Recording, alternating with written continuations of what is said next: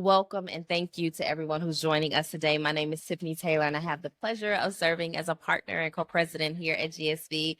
And while I get to support a lot of work across our companies, one of the things that I am so grateful that I get to support is our Innovator of Color work. A part of that work is honoring visionary leaders who are not just driving change, but truly scaling learning around the globe, quite honestly. And so today I'm honored to be joined by one of our 2025 Innovator of Color honorees, Dr. Gregory Fowler, who is the president of the University of Maryland Global Campus.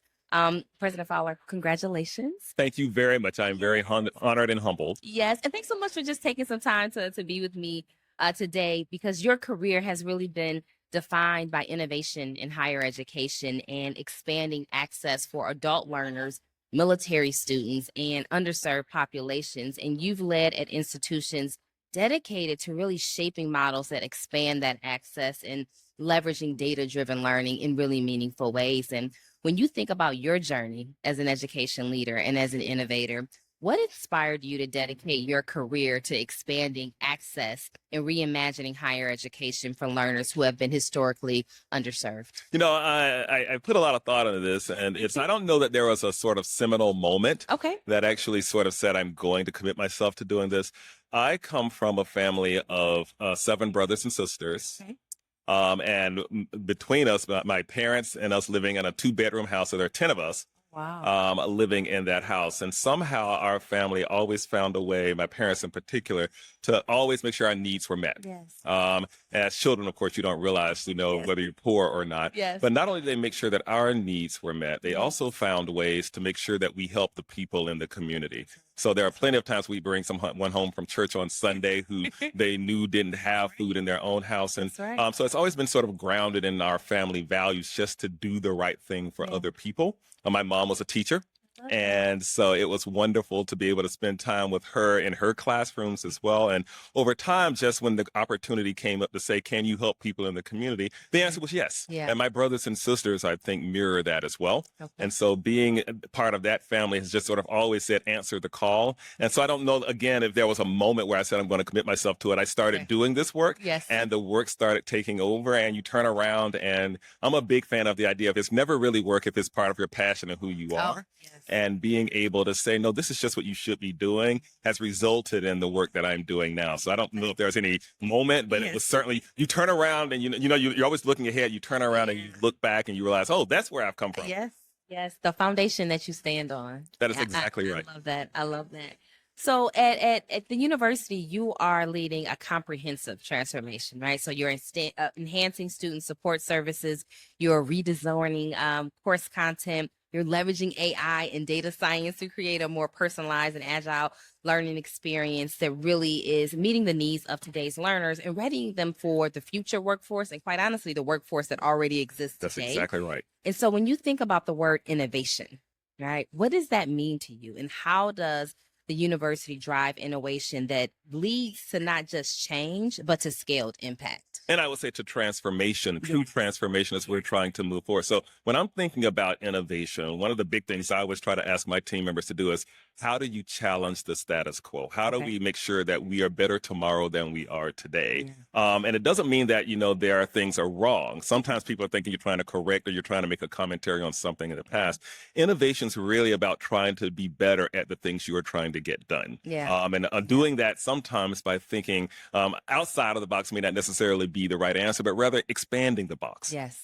Being able to say we're going to put more opportunities into this. So when we're thinking about the work we're trying to do, one of the things we try to make sure we do is, are we clear about what our ultimate goals are and trying to get better at doing that? Yes. Are we good at separating noise from signal? Because certainly in this environment, we're here at ASU GSV, and there are 1,000 people here who are doing some brilliant work. And at the same time, trying to say, we can't do everything. So what are the things we're trying to commit ourselves to do? So there's a combination of making sure you have a sort of North Star vision and how you're going to try to get better at it. And at the same time, you don't chase every bright, shiny object. Yes. My father always told me, make sure you quiet the noise. Yes. Right? Quiet the noise and refocus. Yes, we do a lot of work with the military. And so they always say, how do you separate the noise from the signal? That's it. Yes. That's it. So as someone who has led institutions through major transformations, what do you see as the biggest opportunity in front of you today? So, as you mentioned at the beginning of the interview, we were talking about the world is changing so rapidly, and we need to be able to do so with it. So, Yeah. there have been a number of industries that have been disrupted over the years: Yes. music, news. Movies and how we watch these things. And what I always say is that in all of these industries, people probably do more of those things now than they ever have in human history. Yes. They just don't do it in the way that the industry at the time That's right. thought they were going to do so. Education's in that same space. There are more learning opportunities now than ever in human history for everybody. Yeah. They are learning in different ways. You know, when I was starting to get my degree, it was all about going down into the card stacks and you remember flipping through the microfilm or the microfiche. I still have that sound in my head, or opening up these old boxes. It's not about trying to gain access to knowledge anymore. Right. What it is about is trying to discern what knowledge is valid, which ways that you can actually use that knowledge, and how do we take advantage of it. So you see learning experiences that may come in different styles, different packages, be done in different ways. We're doing everything from thinking about things like a Coursera or others that are doing package learning to operating in the metaversities and virtual learning spaces, and making access available to making education available to so many different types of people. So the opportunity is to reimagine the way we are delivering learning and the way that those other industries reimagine what they were trying to do and the resources around them. So it wasn't just that we were listening to music in new ways. You had to create the ecosystem with podcasts and other things. But you may remember the iPod. Yes. But remember, the music industry did not start off welcoming those things. They actually were resistant. That's In true. fact, they sued Napster. Yes. But once that genie was out of the bottle, it wasn't going back in. And the same thing is going to be true, I think, for learning. So how do we make learning more available in stackable packaging ways that allow for people to do things that will fit their dreams, that may not necessarily be, I'm going to go sit at a residential campus, or even that I'm going to take an online degree program, but it may be some other type of experience that we're trying to immerse. So that environment is what I think is the biggest opportunity for all of us. I love that. Well, talk to me a little bit about the shadow side of that question. What is the biggest challenge that you see that's in front of you, and how is your team working towards navigating that? Well, the biggest challenge, of course, is that we all come out of what we know. Yeah. And when we talk about college, we are still dealing with an environment that often thinks about the Northeastern. I spent time at Southern New Hampshire and other schools in Boston and Massachusetts. You have that environment where people think it's the 18 to 22-year-old coming of age residential experience, and all of the tools and all of the policies and all of the things that, form the environment in which we're operating. Think of it in that way, even for people who didn't necessarily go there. That's right. And so how do we continue to educate people on the fastest growing population of learners are adult learners? Yes. That the more and more as we're talking about learning, that as machine learning and AI come on, you can't continue to operate the way that you were doing. So just think about how quickly we've changed things in machine learning over the last period of time. Imagine trying to get a curriculum through a 2-year governance structure. By the time it comes out, it's already obsolete.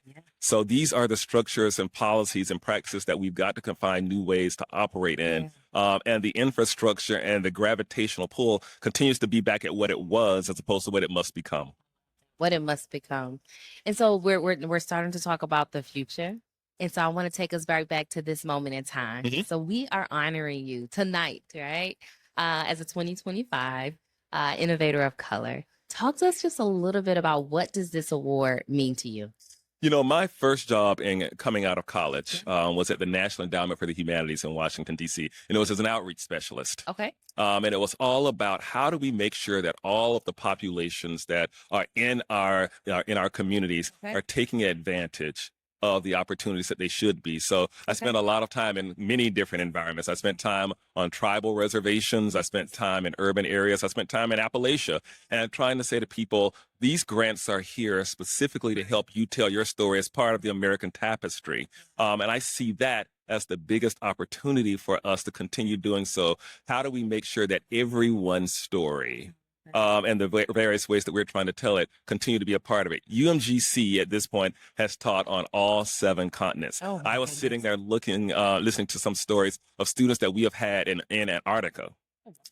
literally down at the South Pole, able to take classes. So we've operated in jungles, we've operated in active battle zones, in deserts. We're operating right now in 25 different countries around the globe, 186 locations, and all kinds of environments, because opportunity for that is really what's going to change the lives of people. So I think that's the big goal here, is to continue being able to say we want everyone to have access to the opportunities that are before them. I love that. I love that. So tell me 3 words that you would use to describe the importance of honoring and supporting the work of innovators of color.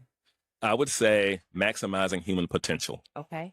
because that's really the story that we're really trying to get. Is if one of us succeeds, all of us succeeds. And so being able to say everyone's story being a part of it. When I started getting into this work of online, what really amazed me was not just that we were able to help students, but we're able to help teachers. We get plenty of notes from people who say, I would never be able to teach here in my community that's 50 miles from a school if it weren't for the opportunities that you're trying to give me. I get notes from service members in the field who say, I'm out here using my night goggles to read this book because I'm trying to get my degree. And so more and more, as we allow those stories to be part of what we are trying to do, it adds to the entire story of not just America, but of the entire world. And who knows where the next Mozart is coming from, or the next Duke Ellington is coming from. I was sitting the other day watching, there's a special on right now on the 40th anniversary of We Are the World. And I was sitting there watching Ray Charles going, who knows where the next genius is going to contribute to our story. And so every time we put something out there that allows for them to raise their voice, it helps all of the chorus of humanity. All right. So this is the question I'd love to end on, because just this idea of, not idea, but this need and our responsibility to maximize human potential is really resonating with me. When you think about like one of your greatest hopes for the future, talk to us about what that is. My single greatest hope for the future is that we truly learn. My mom used to say something, 2 ears, 2 eyes, 1 mouth. And God gave them to you for a reason. My greatest hope for the future is that we find ways to see and hear each other better. I love that. And the only way to do that is to learn more about, the various places we come from and the work that we're all trying to do, and to teach the value of those things, wherever they may come from. If we can do that, I think we really will get back to maximizing human potential. I love that. Well, that's the perfect way to end our conversation.